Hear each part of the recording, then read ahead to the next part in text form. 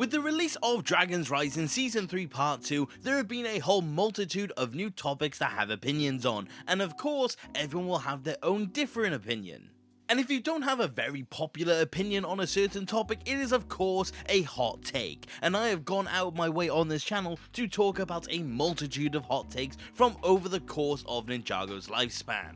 But this time round, I asked you guys what your hot takes were based on Season 3 Part 2. As it is the new season, there is certainly some more interesting debates to be had. And honestly, you guys like always has always delivered. And also like always, leave your hot takes down below, because I will always make more of these videos if you want to see them. But for this video, I am referencing this post right here. So, let me not waste any more of your time, and let's get into some more Ninjago hot takes. The first one is coming from Oliver Johnson. Hello my friend, and you don't necessarily state that it's a hot take, but it seems to be framed as one, so I am going to talk about it. You said Masters of Spinjitzu is the best Ninjago show, then in second comes Dragon's Rising, and third Ninjago or the 11-minute era. I think the stories and characters are handled way better in the first 10 seasons because it's by the people who created and birthed Ninjago. The people who've had the best writing in Dragon's Rising are the new characters. I'm actually kind of gonna disagree with this one.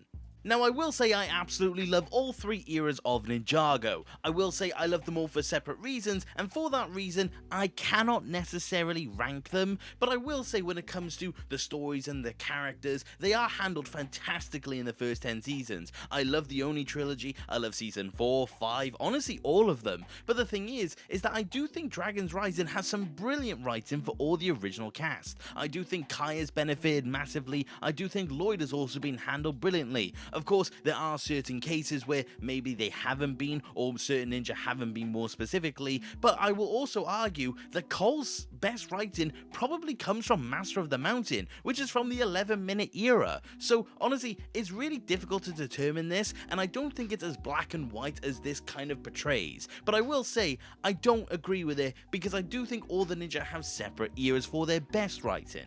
I'd also argue that some of these instances of writing, like Kai for example, is honestly better than Aaron and Sora in a lot of different ways. Now it's not dissing the writing of Aaron and Sora because they're both written beautifully, but Kai in season 2 is fantastic, and so is Lloyd for that matter. So the thing is that it's really difficult to portray it as Master Spinjitzu is the best for all of them, because honestly it's a big meld of all of the eras for me, because like I said, all the ninja have their best eras, have their worst eras. I mean, Jay currently in Dragon's Rising is fantastic as well. So I just don't think it's this simple. I don't think it's so simple to say this era specifically is the best for all of the ninja, or this era specifically is the best for all the new characters. Honestly though, I appreciate this, and I would love for you to expand further on it, but for now, I will leave it there. Thank you very much, Oliver Johnson. The second hot take is coming from New Ninjroid 57. Hello my friend, and you said your hot take is that you kinda like that they just deleted Zane from the season, because otherwise he would have just sat there and done nothing like he always does now. We need focus seasons back to give Zane something to do, and I wish we would get some more administration stuff about the administrator, but I know we're not, and honestly, I don't think I agree with you here. The problem with completely removing Zane like they did is that they didn't get any sort of opportunity to give him some sort of subtle arc or character development. The thing is that all the ninja do have these subtle arcs and these subtle moments that actually do amplify the characters, and completely removing Zane in this instance really does not help him. And honestly, I do think it would have benefited him at the very least for being there for the season, because if he is just completely removed, it just doesn't give him anything to begin with. So honestly, I think removing him was a big mistake in this instance, because he could have at least have had something if they simply wanted him to do something. And in terms of the administration, I do wish we got more, and honestly the whole thing about the administrator is a whole separate video, which is actually coming soon. So honestly, I agree with you when it comes to the administrator stuff, but when it comes to Zane, unfortunately I disagree. But thank you very much, New Ninjroid. The third hot take comes from Mr. Donk is the quiet one. Hello my friend, and your hot take is the way they included Lloyd and Aaron in the final fight against Thunderfang felt forced and out of place when they controlled the Arc Dragon. It should have just been a dragon versus dragon fight with no ninja interference, or find a better way to include them in the final fight. And honestly, the more I've been thinking about this fight, the more I definitely agree with you. The thing about the Archdragon of Focus is the fact that it is meant to be the champion of the Source Dragon Council, and it should have been able to stand on its own 2 feet without the interference of the ninja. I mean, it did it once before, why could it not do it again? So I definitely agree that it felt like a way to have Lloyd and Aaron have a teacher-student moment, and it just wasn't really performed in the right way at all. Like you said, there could have been a lot of different ways they could have included them in the final fight, and I do think making them just straight up the control the Archdragon was definitely something that they shouldn't have done. The other sort of solution, like you said, I really do not know, but I definitely do agree with you on that. It definitely does just feel like a case where they just had Lloyd and Aaron for the final episode and they just simply didn't know what to do with them, and this was the only way they could simply have included them. So yes, I do believe they should have just observed, or they should have just done something separate, maybe even fight Spectral Dragonians once more, maybe take on the rest of the Forbidden Five. Honestly, there are so many different ways they could have simply have done it. Like I said, I'm not entirely sure on what they could have done, but there were definitely options if they truly wanted to. Like you said, it just feels very forced. So I have to agree with you here, Mr. Donk. Thank you very much. Hot take 4 is coming from Play It Cool. Hello my friends, and you said Wildfire has been ruined specifically and there are too many characters generally. Having 2 new ninja and Baby Ryu was already a lot, 8 ninja in all, but now with Frack and Wildfire as full-time ninja who don't even have a suit, it's just a lot. And Wildfire was so cool in season 1 when she was some factionless, distrusting character with a mysterious power and was basically an adopted dragon. Now she is just a comedic relief and not even that good. Her voice has been messed up and she's played for a joke and like an idiot. I was so excited for her as a character in season 1 part 1 and the set she got, which I got and built on holiday, and now she is hardly a character. No development on her at all. Rapton has more than her. She hasn't even learned Spinjitzu. Honestly, I can see your point. The team in Dragon's Rising is certainly very large. There are a lot of different characters and there are definitely a lot of moving parts now, because outside of the ninja you have got returning characters anyway, like Alfonso Frohiki or the Finders. So it is definitely a case of there are a lot of different characters to contest with, and Dragon's Rising has given us a bigger cast than ever. So I definitely do think it's a case of they could potentially cut down on things, and Wildfire specifically, for example, could definitely have kept her ways that she had in season 1. But the thing is that like you said, they definitely want to have her more as a comedic relief, and they definitely want to have more characters to bounce off of, which I definitely think is kind of a problem. This is honestly worthy of a video in of itself, and I definitely will get to that, but I will say the Season 3 Part 2 at the very least has gone out of their way to separate all the teams individually, so they should have different arcs, different character arcs, different stories, and it should definitely be a case of they have more time in the sun. But when they are all united, like you said, it's definitely just simply too many, and I definitely think they could do with a bit of a cut down, but as it stands, I don't think there are any characters that they could do that to. So I definitely agree with you here about there being too many characters. I do think Wildfire in particular is in a very interesting place, and I do think again that is worthy of a separate video, but I will say I see your point about how she has been ruined. So I'm going to agree but also disagree with you, and thank you very much for your hot take.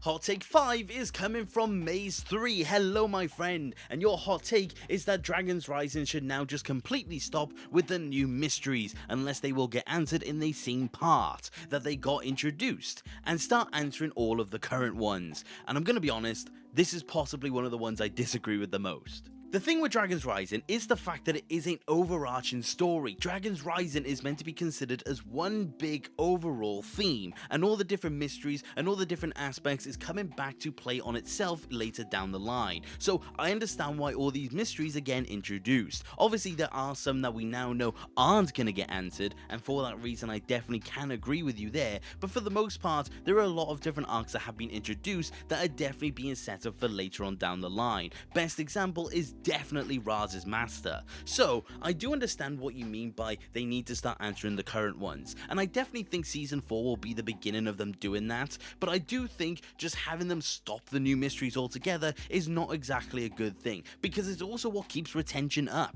It makes you wonder what's gonna happen next. It makes you wonder maybe what's next for Jay, for example. It's definitely a case of these multi-season arcs hold their own place, because in the long run they will definitely be worth the payoff. So I definitely have to disagree with the whole thing of they need to just start answering them, because a lot of them are being set up for something more, and I do think that's honestly the joy of Dragons Rising in general. As you said about new mysteries, I also do disagree, because I do think new mysteries are fantastic, and again, like I said, we're definitely entering the point where there are not going to be many left anyways, so I do think this is one I have to unfortunately disagree with. Thank you very much though, Maze. This was a good one to talk about.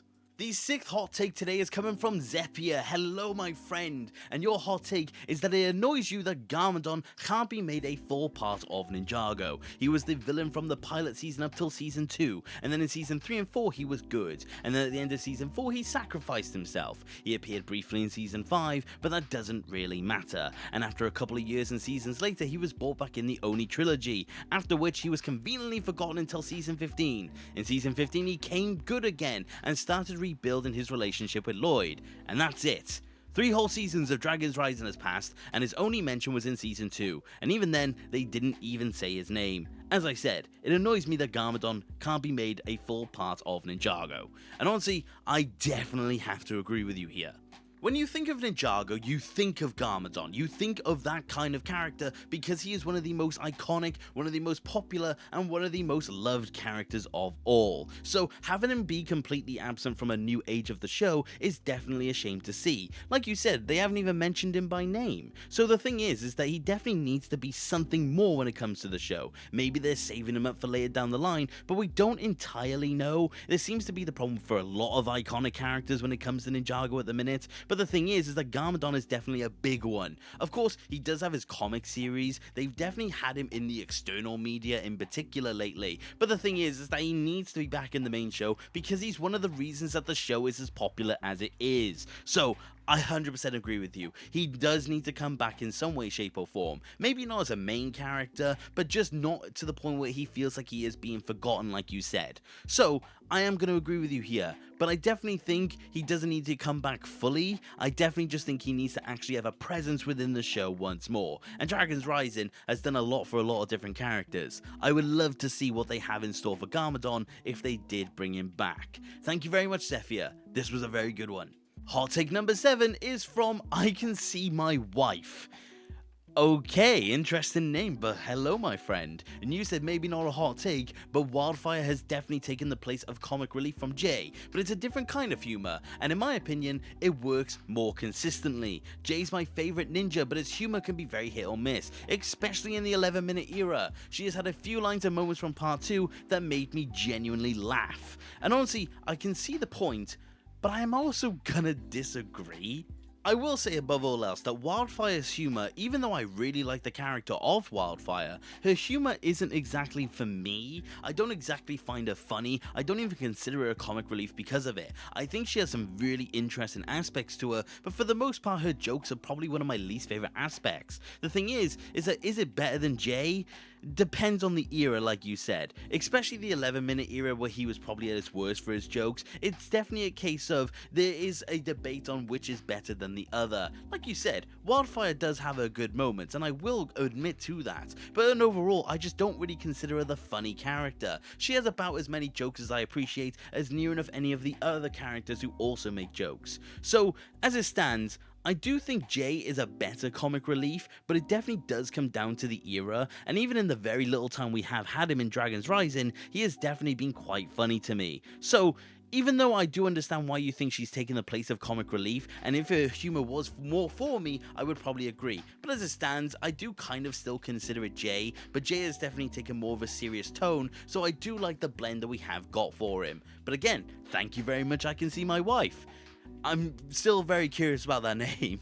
And the last one for today is coming from Jules Parcona. Hello my friend. And you said Cole should have become a ghost again. Like maybe when Cole got hollowed out, instead of his soul going into the horn, the thing his ghost comes out of and starts fighting Noct. Also, Bonzel should have been the only survivor from the Finders and not Geo. Really lean into she is not technically real. I really don't agree with any of this. Cole being a ghost is a very iconic part of Ninjago. It's a thing that a lot of people remember and a lot of people definitely appreciate, but the ghost arc is long gone to me. I don't think he needs to be a ghost. I like that the Scar is still around with his earth powers, but that is kind of about it. I don't think he needs to become a ghost again. It was cool while it was around, but it's definitely something that would get in the way of modern Ninjago. Not me saying that it's better off that it's no longer there, but I'm definitely saying that it shouldn't have a place in the modern era of the show. If you want Ghost Cole, you're better off going back to when he was a ghost, because I think as of now, it just wouldn't simply make sense, and it would feel very shoehorned in for the show itself. Zing. Also, it would be weird if the horn worked differently for Cole compared to everyone else, even though it would have made for an interesting fight. And honestly, when it comes to Bonsal as well, I do kind of appreciate the fact that her soul got taken, because where you say it should lean into the fact that she's not technically a real person, I actually almost kind of see it as the opposite. Her having her soul absorbed really does speak a lot of different things when it comes to the character of Bonsal. It really does demonstrate that even though she originated as something else, she has truly become a person in her own unique way, and I think honestly that is just absolutely fantastic and a very subtle but welcome detail for her character. Honestly, it would have been a shame, and it would have honestly have been a very dark undertone to really lean back into the fact that she's just a spell. It's just nice to see, I think, and honestly, it's cool to see Geo get more time in the sun as well. So yeah, on an overall, I do disagree with you, Jules, but I do like your reasoning, and I just think it's a case of agree to disagree. But thank you very much for your comment. But those are all of the hot takes I want to talk about today. I really appreciate all of them. They were some really interesting discussions, some really interesting topics, and I do think all of them are a really interesting debate to have. So I would love to see your thoughts on the hot takes down below, and comment your ones as well. I would love to know what your hot takes are, and I would love to delve into them for the next video where I talk about them. But like I said, thank you very much to everyone who left a comment. If I didn't get to yours, I do sincerely apologize. I tried to get as many in as I can without making the video too long. But that is about it for today, you guys, and thank you very much for watching. Take care. Okay, bye!